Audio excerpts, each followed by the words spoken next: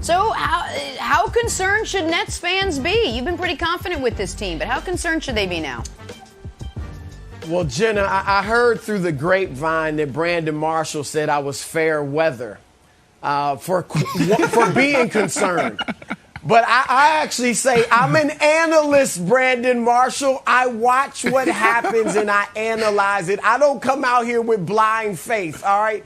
Yes, the Nets fans should be very concerned. If your goal is a championship, be very concerned. With just two of their big three, they are a contender. Doesn't mean they're the favorite, but they're certainly a contender. But to win a championship, they need James Harden and Kevin Durant more than anybody.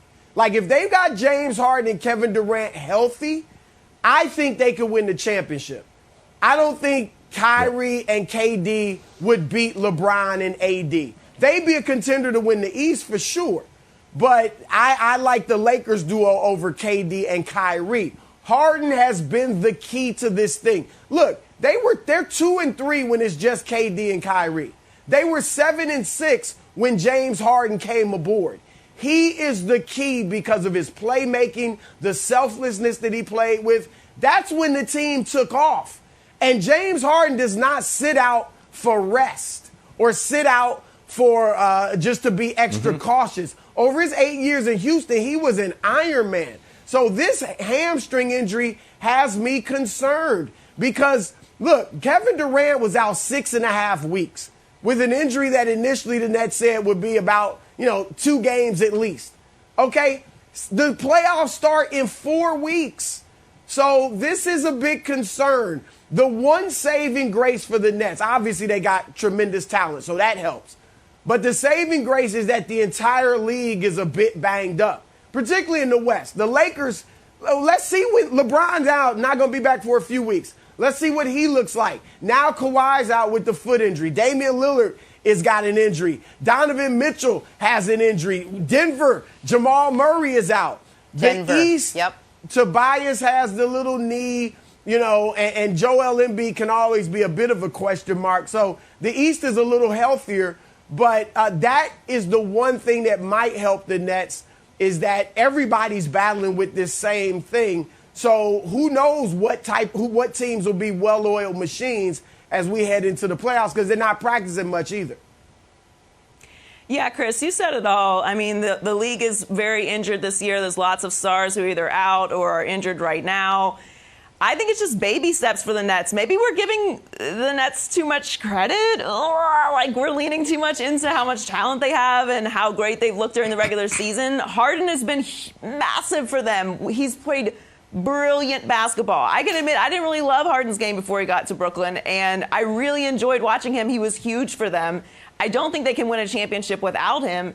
I think we're all still being optimistic about the Nets because we've seen what he did and what they've been able to do, and there were a lot of questions about the chemistry, and they've managed to have a great regular season. But I mean, this should kind of be panic mode, no? Like, there's so many injuries. You can't rely on Kyrie all the time to even be there. They haven't played together.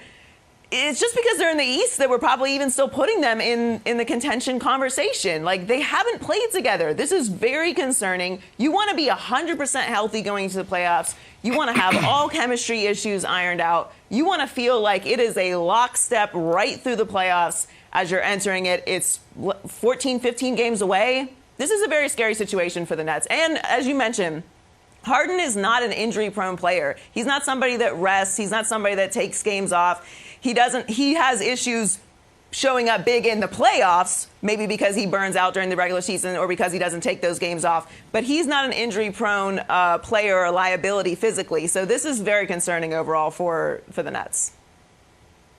Okay, Joy. So like I said earlier, I'm glad that you're on the show today and not Nick, because I'm also admitting for the very first time that, yes, I am concerned and I'm a bit frustrated. Wow. I'm a fan and I want to see the big three together. I feel like, I bought the jerseys. I'm ready to sit down on the couch with my sons and just check out these three amazing players, some of the best players the league has ever seen play together.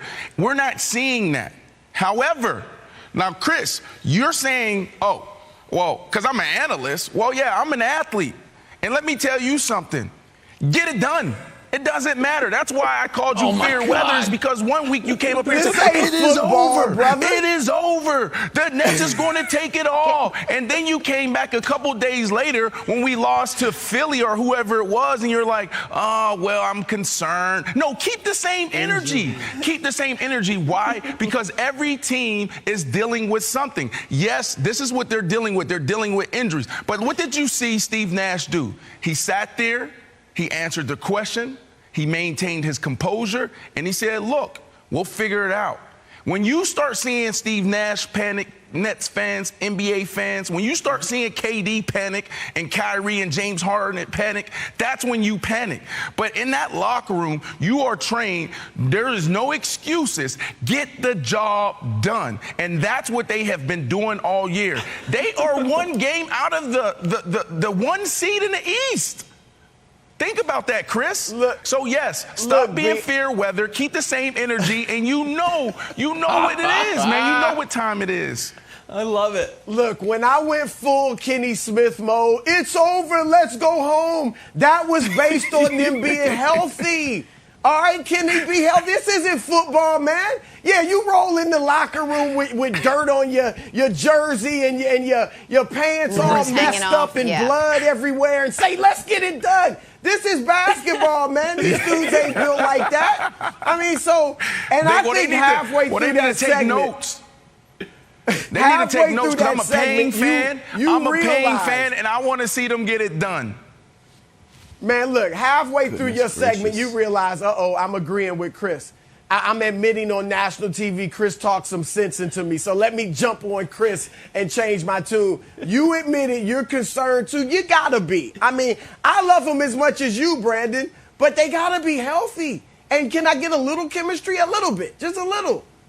Well, yeah, I mean, you're right. Doesn't look like it. Go ahead. K-Dub, I know you want to jump in here, but yes, I am concerned. Let me bring it down a little bit. The reason why I'm concerned is because, obviously, when you talk about a team, and basketball is a team sport, chemistry and continuity does matter. We're talking about a team, when you get into the postseason, there's communication on the defensive side, communication on the offensive side. Who's hot? What are we doing? Those are the things you need to see. So, yes, there's a lot of concern there when it comes to on the court. But I think the biggest concern is if these dudes have been unhealthy all year, what makes us believe that they're going to make it through the postseason healthy? So that's the concern. Okay, see, Brandon is concerned, but he doesn't want to be. Right now, you're watching someone on TV that's fighting with himself like, I'm concerned we win the championship. Hold on, I am a little bit concerned. You're really in a tough spot. Your fandom, it's your heart and your head, buddy. Broussard, you know what this reminded me of that I got nervous about? Remember that video of Jimmy Butler totally exhausted during the finals? And in the post game, he's like, he's like, I can't even walk. That's because minutes restrictions and playoff drives don't mix. So however the Nets come back, let's say James Harden heals up, let's say Kevin Durant heals up, let's say Kyrie is totally focused, they are still not going to play it's 16 games together, which they need. They're just not going to. You have to be 100% in, and I don't think they are physically there. For example, Kawhi in Toronto, Broussard, was the poster child for load management during the season. But when the playoffs came around, the guy played 24 games, and he averaged 39 minutes a game because that's what you need to win a championship. I just don't think the Nets are healthy enough to commit that much physical energy and manage their health. Now, look, it's hard to believe, as Brandon alluded to. They haven't been able to get healthy over a 72-game season. So they're going to get healthy in the playoffs all of a sudden. And remember, the early rounds are what? Basically every other day. So, it just is seeming like it's just not meant to be. Hopefully it is, because this could be a historically great team if they can all get on the court together. But it's just seeming like, no, you're not going to buck history, right? We're not going to do it for you when it hadn't happened for basically anybody else in the history of the game. You have to go through your lumps and your bumps and bruises just like every other great team did before you win a championship. This may be their year to do that. Hey, can I get the fair weather fan off the screen, and can I get a side-by-side with KW so I can address what he said and how he called me out earlier? Okay. So, hey, buddy, KW, here's the deal, right? So, yes, there's concern and there's frustration, but as an athlete in sports, you have to figure out what's next. There's a great book out there called Relentless, written by Tim Grover. Who's Tim Grover? Tim Grover is an all-time great trainer.